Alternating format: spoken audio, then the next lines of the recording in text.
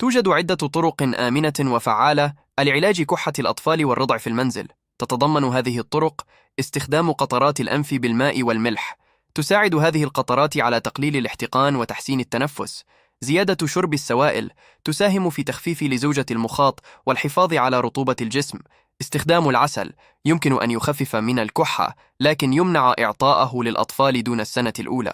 أيضاً، رفع رأس الطفل أثناء النوم يساعد ذلك على تحسين التنفس وتقليل الكحة.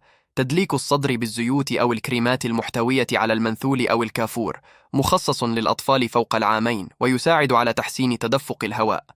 استخدام جهاز ترطيب الجو يقلل من جفاف الممرات التنفسية، ويجب استخدام الماء المقطر واتباع تعليمات التنظيف لمنع العفن. بهذه الطرق يمكن أن يتمتع طفلك براحة أكبر أثناء فترة مرضه.